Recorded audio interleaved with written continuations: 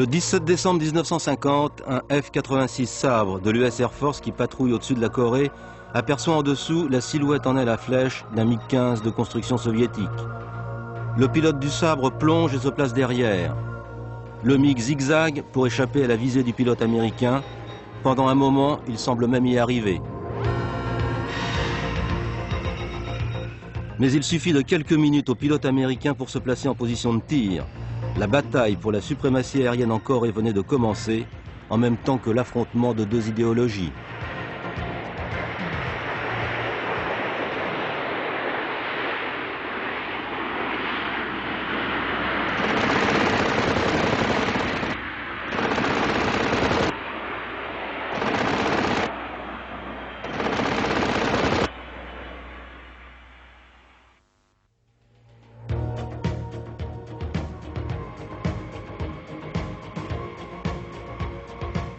L'histoire des chasseurs à réaction remonte en fait à la Deuxième Guerre mondiale. Le premier chasseur à réaction occidental est britannique. Le Gloster Meteor a 2 réacteurs à écoulement centrifuge. Avec lui, la vitesse de pointe des chasseurs passe de 650 à 900 km/h. Ces météores ne seront déployés qu'à la fin de la Deuxième Guerre mondiale.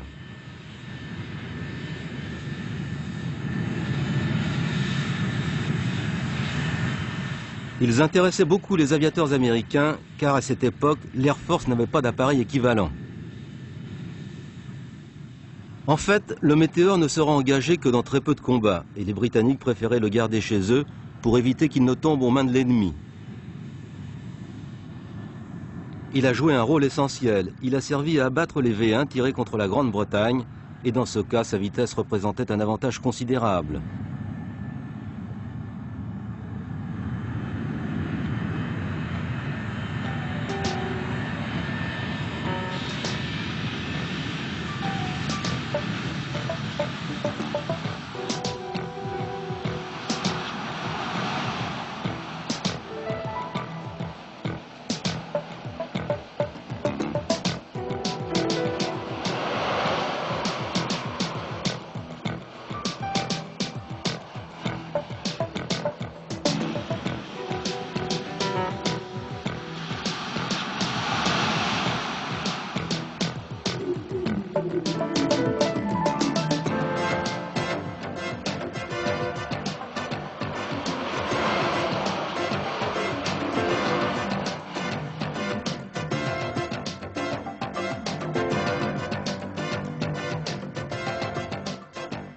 La peur des Britanniques de voir le Météore tomber aux mains des Allemands était paradoxale, car l'Allemagne avait au moins 1 an d'avance sur eux dans l'étude des moteurs à réaction.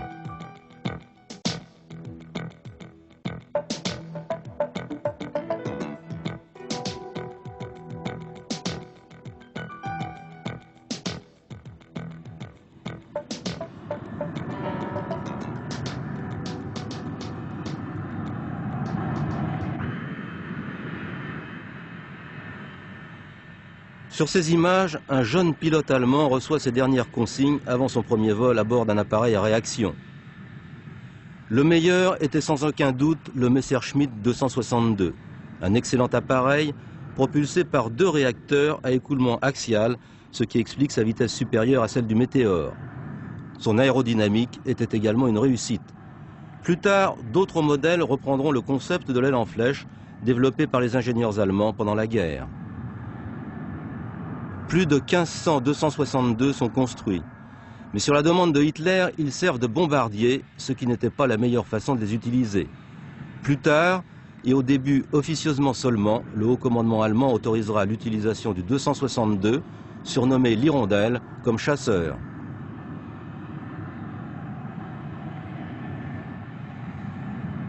Dans le peu de temps où il a servi de chasseur, le 262, redoutablement rapide, a été désastreux pour les bombardiers alliés.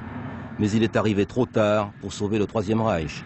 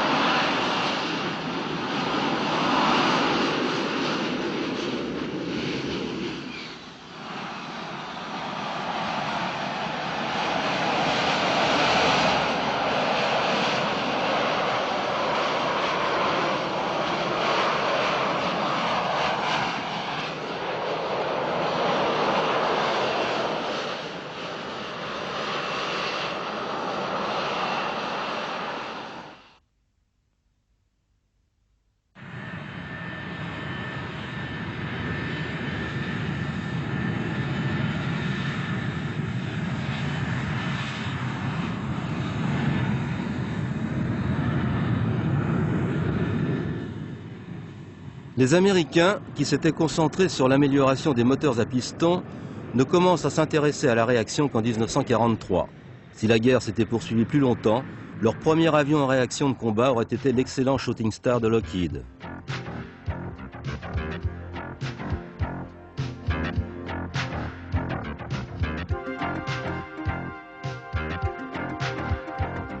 On le voit ici dans sa version reconnaissance photo, mais le chasseur standard n'était pas très différent.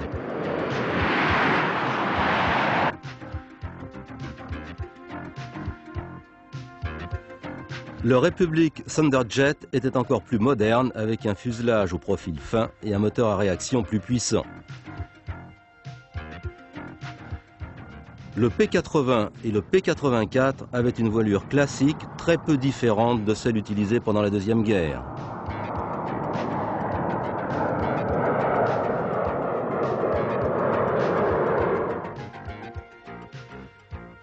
Sur son premier appareil à réaction, North American Aviation adopte également une voilure conventionnelle. Mais juste après la guerre, North peut consulter les recherches allemandes sur les profils de voilure en flèche. Ils décident alors d'en équiper leur appareil.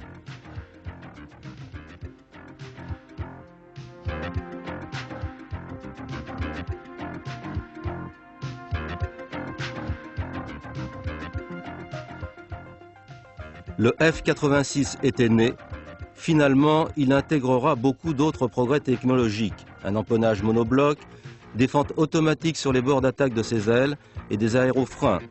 Mais sa caractéristique la plus remarquable était sa voilure en flèche qui autorise une vitesse plus grande par réduction de la traînée.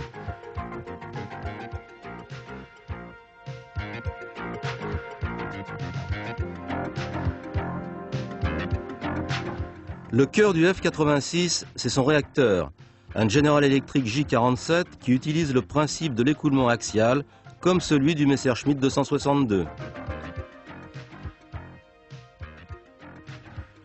Il y a une prise d'air à l'avant de l'appareil. Le flux d'air pénètre dans un compresseur à écoulement axial où il est progressivement comprimé. Il est ensuite envoyé dans la chambre de combustion où on vaporise en même temps du carburant. Le mélange est ensuite allumé. La combustion et la dilatation des gaz d'échappement produisent la poussée. Elles entraînent aussi le compresseur, le cycle continuant ainsi sans interruption.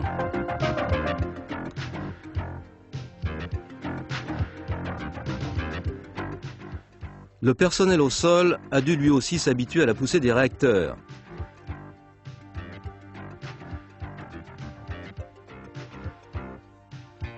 Il y avait une zone interdite devant et derrière les réacteurs par crainte de leur aspiration et de leur poussée.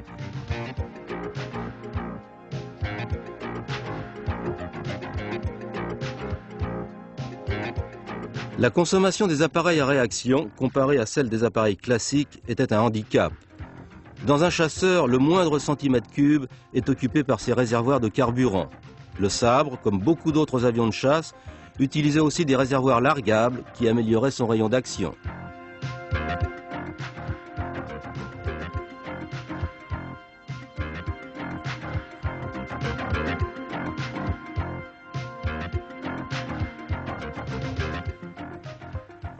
L'armement standard de la plupart des sabres était constitué de 6 mitrailleuses de 50 mm installées de chaque côté de la cabine blindée du pilote. Le 1er octobre 1947, le premier prototype sabre, nom de code XCP-86, est prêt à décoller. Sur ces images, on voit le 597 décollé de Muroc qui deviendra plus tard la base Edwards. C'est le premier appareil à utiliser les nouveaux réacteurs J-35. Aux commandes, George Welch, qui se trouvait à Hawaï au moment de l'attaque japonaise sur Pearl Harbor. Il a été, avec son P-40 Kitty Hawk, un des premiers pilotes à participer à la contre-attaque américaine et il a eu l'honneur d'abattre le premier avion japonais. Plus tard, il deviendra pilote d'essai et travaillera sur le programme F-86. En fait, il ne s'agit pas vraiment du premier vol du Sabre. Si son train d'atterrissage reste sorti en permanence, c'est parce qu'au cours du tout premier vol, son pilote avait eu beaucoup de mal à sortir la roue avant. Welch avait été obligé de poser son appareil en position nez haut et c'est l'impact du train principal qui avait débloqué la roue avant.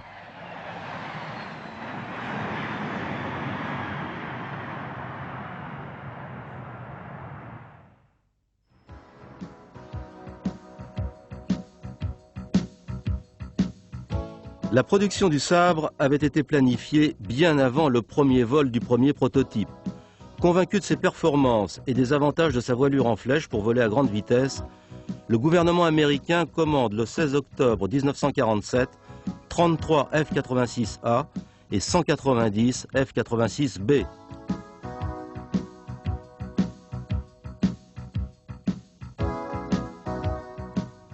Quand il appuyait sur le bouton extérieur d'ouverture de sa verrière, un pilote de F-86 entrait dans un monde nouveau. Une fois installé à l'intérieur, il devait commencer par vérifier que les barrettes de verrouillage de son siège éjectable étaient intactes. Pour éviter tout déclenchement accidentel, il ne les retirait qu'au dernier moment, juste avant le début du roulage. La sophistication de leur appareil faisait que les pilotes de F-86 étaient confrontés à toute une batterie de commandes et d'instruments de contrôle.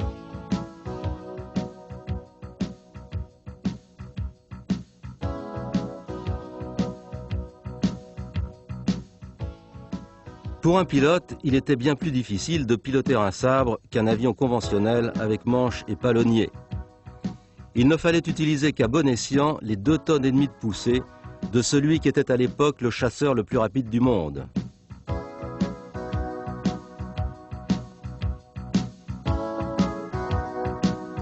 George Tower, this is Air Force 184 requesting taxi clearance, over. Air Force 184, this is George Tower. Traffic southwest, cleared to runway 21 right.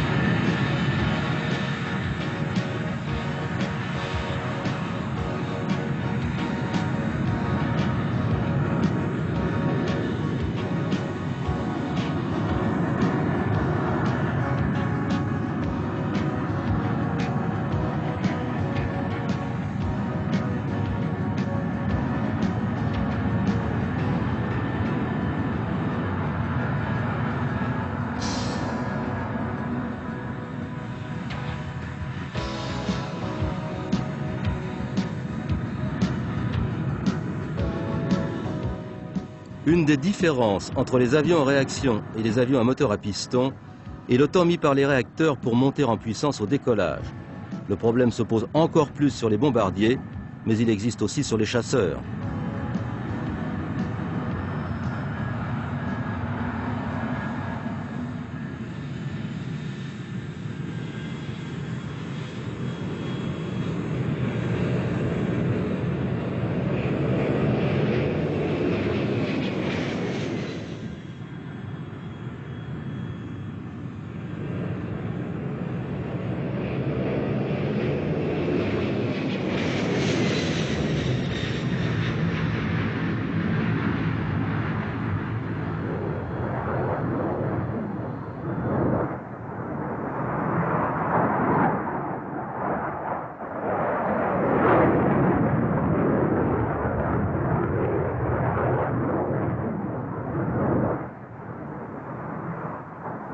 En regardant bien, sur ces images, on peut voir l'ouverture automatique des volets de bord d'attaque qui donne au pilote un meilleur contrôle de son appareil à basse vitesse. Pour les pilotes de chasse, le sabre était un avion presque parfait. Sa rapidité de réaction et sa maniabilité allaient bientôt servir. C'est à ce moment-là que la lettre P, qui voulait dire dans le code de l'Air Force poursuite, est remplacée par la lettre F pour fighter, pour chasseur. Le sabre devient le F-86.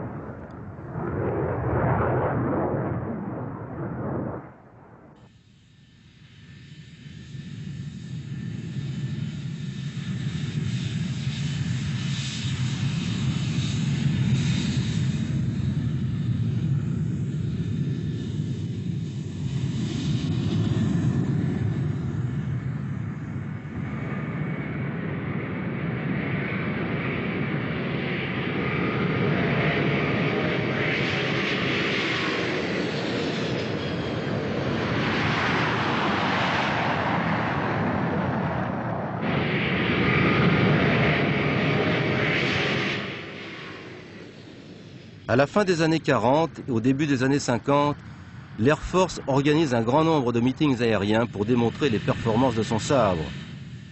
Les figures de présentation réunissaient jusqu'à 80 appareils.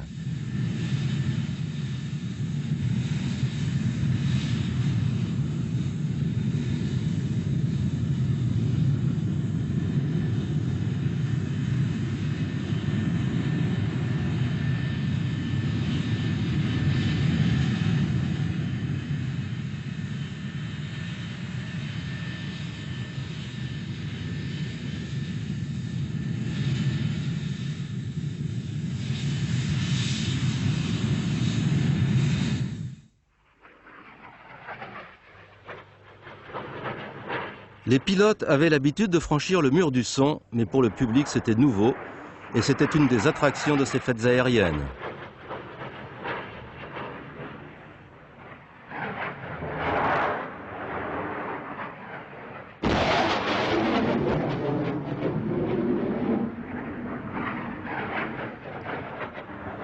L'objectif poursuivi était la confiance de l'opinion américaine dans son aviation, car à partir de 1949, les soviétiques se sont fait menaçants.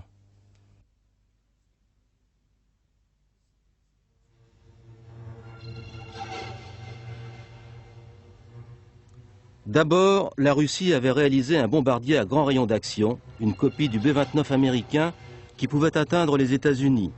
Pire, ils avaient fait exploser une bombe atomique et l'Amérique avait perdu son monopole nucléaire.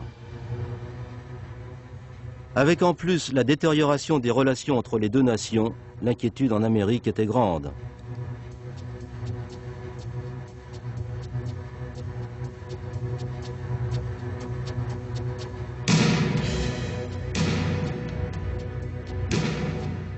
On décide alors d'augmenter la production de sabres et de développer une version tout-temps pour répondre à une éventuelle attaque soviétique. C'est le F-86D, surnommé Sabre Dog.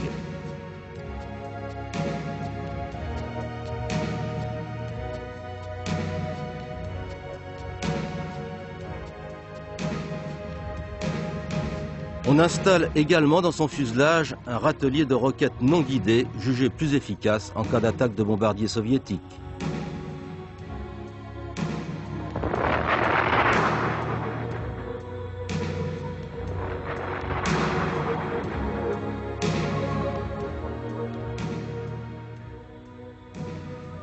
Un conflit a bien éclaté, mais à l'autre bout du monde.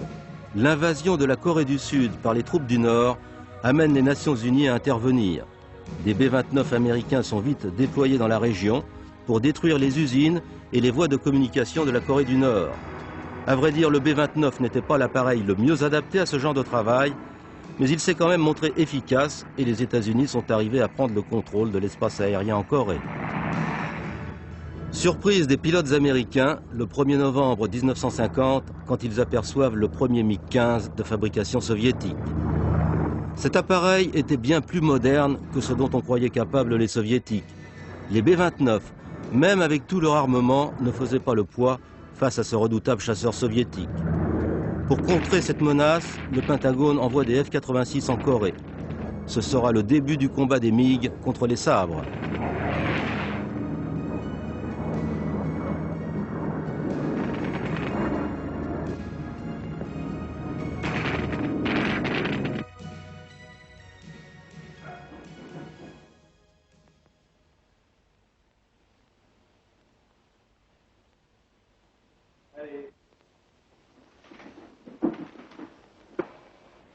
The first 4 flights into the area will stay below the contrails and keep a close watch on the fighter bombers. The last 2 flights will go above the contrails and check very closely for any MiG aircraft that might come in above the cons. Now, if you see MiGs up there today, call them out. Give their altitude, direction, and geographical location on the map. And call it out and then get off the radio. Now remember, once you look around, keep your speed up, and if you do get a bounce, cut him off, and drive in range. When you get in range, shoot, and when you shoot, shoot to kill. Anybody got any questions? Okay, let's go get them.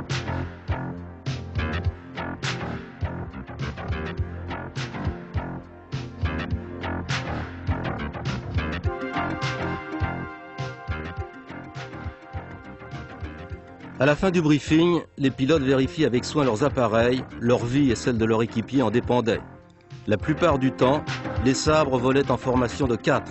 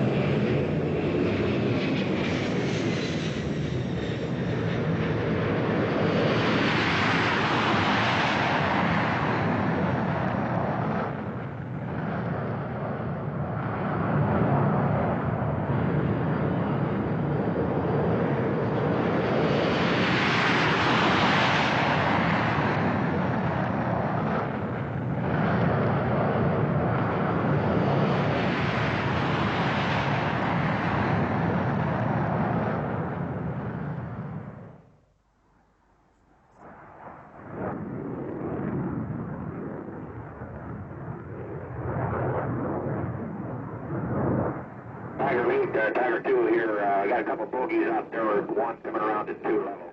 Roger, boy. I got up.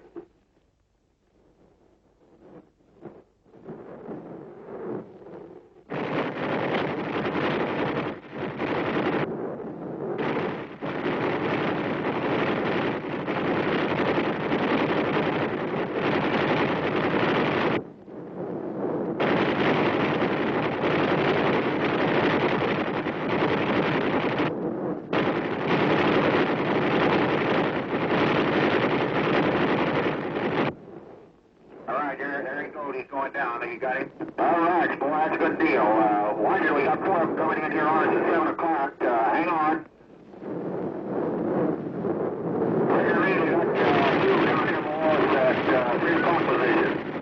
I haven't got him. Go ahead, take it, and I'll cover you. All right, I'm going in now. Okay, you're clear. Go ahead, go ahead. Roger, I'm clear. Well, I got fire now. You're still clear. All right, look at him chips off of him. Okay, he's down, boy. You got him too.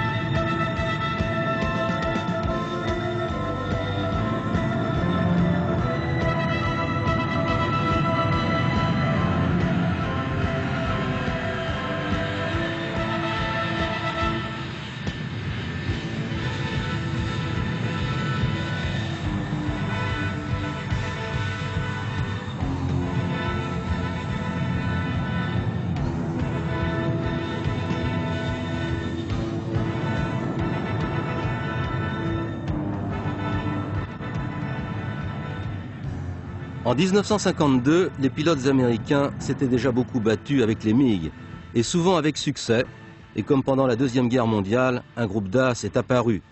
C'étaient des hommes qui maîtrisaient parfaitement leurs appareils et qui savaient les utiliser au maximum.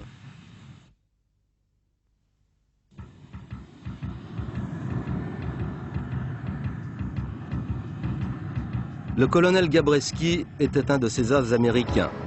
As, il l'était déjà avant d'arriver en Corée. C'était un des as de la Deuxième Guerre mondiale sur Thunderbolt. En Corée, le colonel Gabreski était un véritable tueur de MiG. L'expérience et l'habileté des pilotes américains étaient essentielles, car le MiG était loin d'être un mauvais avion.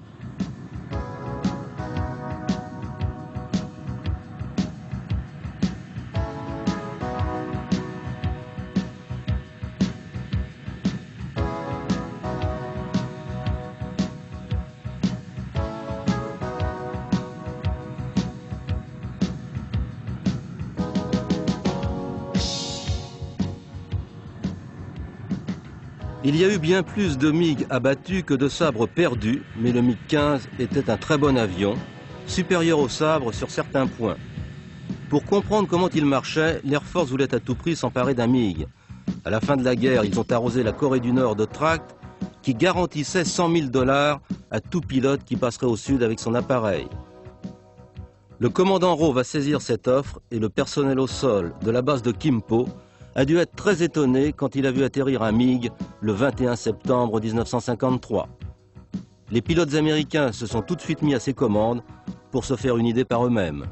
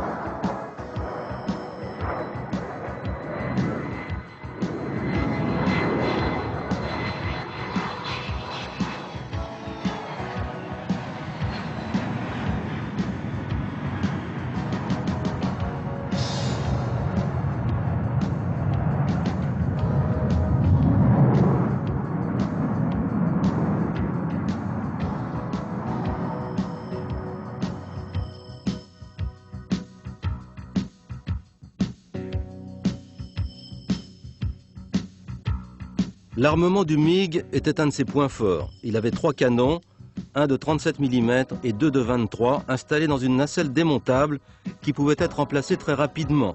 Cela permettait d'augmenter la cadence de ses rotations.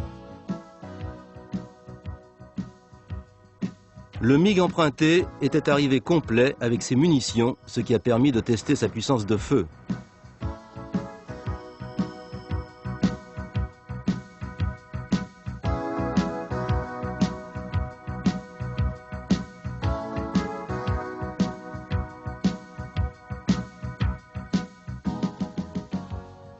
Les canons du MiG avaient une cadence de tir moins rapide que les 6 mitrailleuses du sabre, mais leur puissance d'impact était beaucoup plus grande.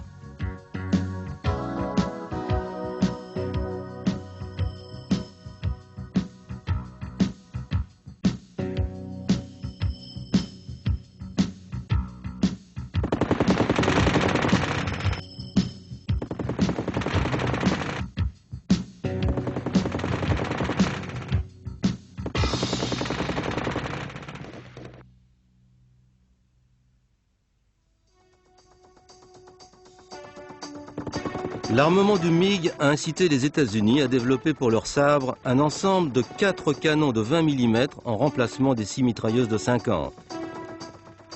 Le sabre équipé canon n'a été utilisé en Corée qu'à la fin du conflit.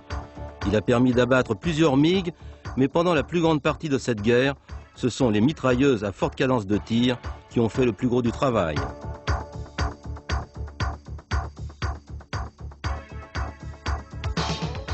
Par souci d'efficacité, on apprenait aux pilotes à ne pas s'approcher d'un ennemi directement par derrière, mais légèrement en biais. Ils avaient ainsi dans leur ligne de tir une plus grande surface du fuselage de l'avion à abattre.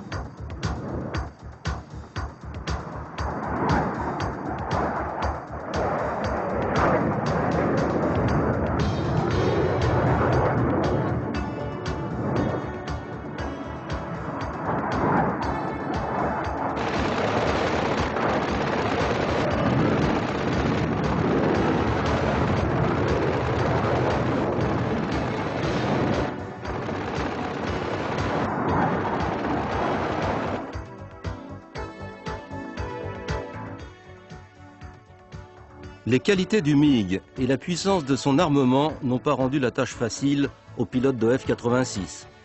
Mais le sabre avait pour lui l'originalité de sa conception et la solidité de sa cellule. Un grand nombre d'entre eux sont rentrés à leur base en très mauvais état, mais encore en état de voler. Le mérite en revient à la qualité du travail de North American Aviation.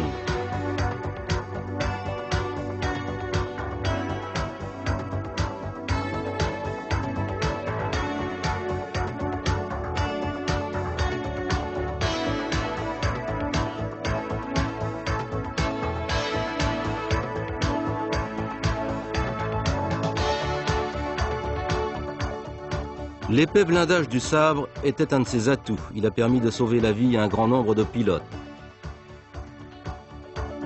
Pendant la guerre de Corée, on a utilisé des as pour former de nouveaux pilotes de F-86 au combat. La transmission du savoir-faire de pilotes expérimentés à des hommes plus jeunes est l'autre explication de la victoire américaine en Corée. Si les pilotes de MiG avaient été meilleurs, l'issue du conflit aurait pu être complètement différente. La compétence et l'entraînement des pilotes américains a fait la différence.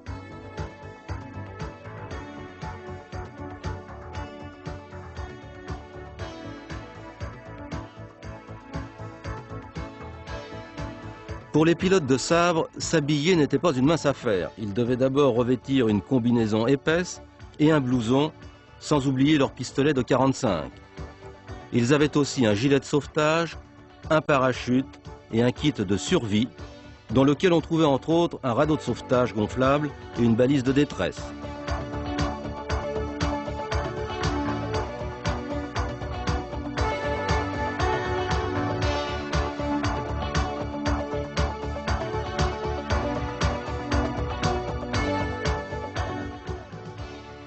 Assis dans son sabre, avec son casque et son masque à oxygène en place, un pilote devait se sentir comme faisant partie intégrante de son appareil. Le lien très fort entre les hommes et leurs machines explique en partie l'efficacité des chasseurs américains pendant la guerre de Corée.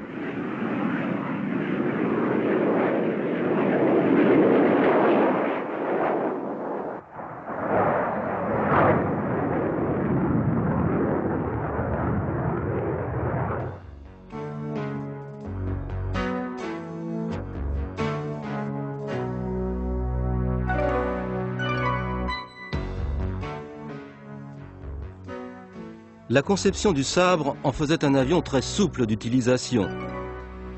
C'était d'abord un intercepteur, mais il pouvait aussi être équipé de missiles air-sol et même de bombes. C'était un avion d'interdiction idéal. Il a été rarement utilisé à cette tâche en Corée, mais d'autres pays, sur d'autres théâtres d'opération, ont démontré les qualités du F-86 comme avion d'attaque au sol.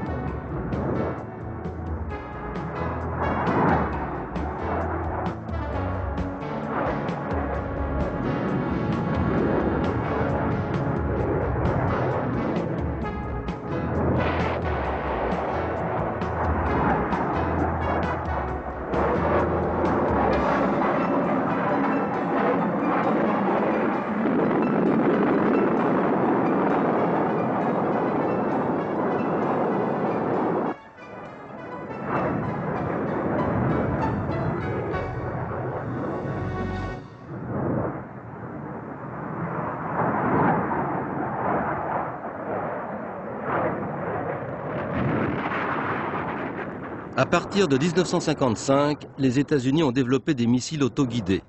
Exemple, le Sidewinder. On en a équipé les sabres pour améliorer leur capacité d'interception. Sur ces images, on voit un F-86 qui tire d'un côté une roquette standard non guidée de 5 pouces qui va servir de cible d'essai au Sidewinder tiré de l'autre côté du même appareil.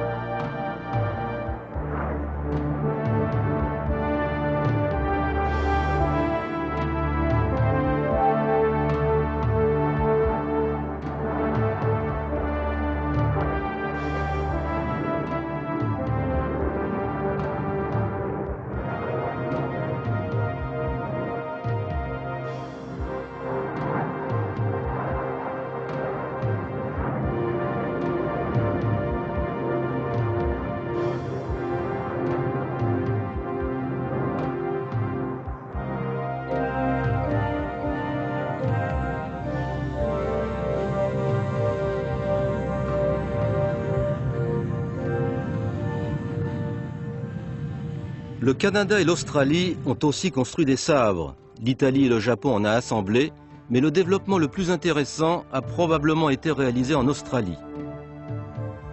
L'armée de l'air royale australienne avait besoin d'un sabre amélioré. Le constructeur Commonwealth Aircraft a complètement redessiné, renforcé et allongé le fuselage du 86 pour l'équiper des mêmes moteurs Avon que ses bombardiers Canberra. La poussée des sabres australiens était ainsi augmentée de moitié, mais l'installation d'un moteur plus gros n'a pas été facile. Le sabre australien est le plus puissant jamais produit. Il n'était pas beaucoup plus rapide que dans sa version américaine, mais son accélération et sa capacité ascensionnelle étaient bien meilleures.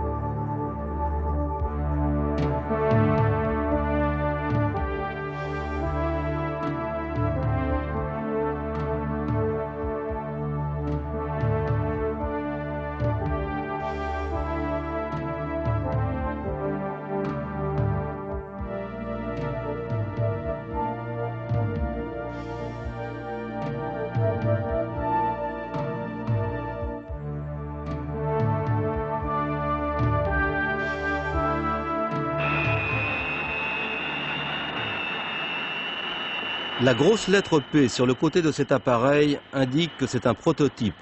Le P utilisé dans les pays du Commonwealth correspond au Y américain. L'Australie a fabriqué 112 sabres équipés de moteurs Avon. La plupart seront finalement donnés à l'Indonésie quand l'Australie décide de remplacer ses sabres par des Mirage français.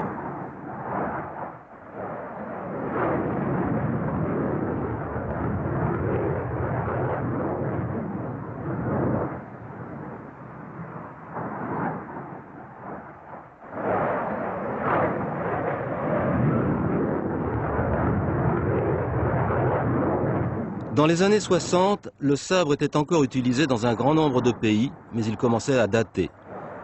Les missiles Sidewinder avaient renforcé sa puissance de feu, mais aucun appareil, pas même le fabuleux 86, n'est éternel. North American lui avait trouvé un successeur, le F-100 Super Sabre.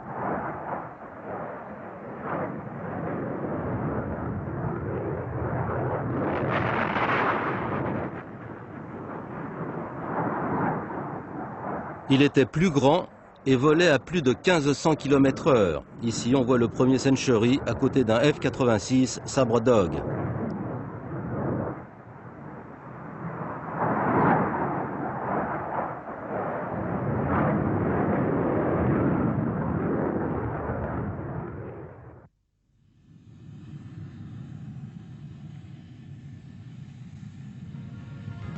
Au début des années 60, les sabres ont été progressivement transférés à la garde nationale américaine.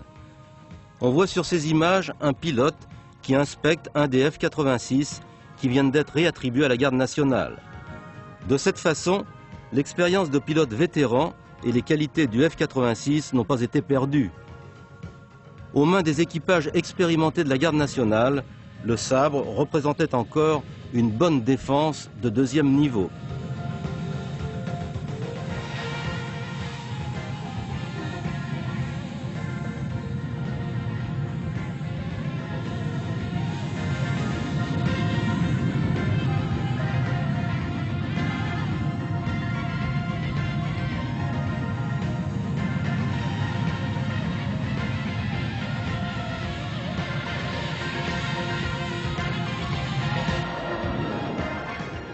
Le F-86 a été utilisé par les escadrons de la garde nationale jusque dans les années 70 et il vole encore dans d'autres armées de l'air.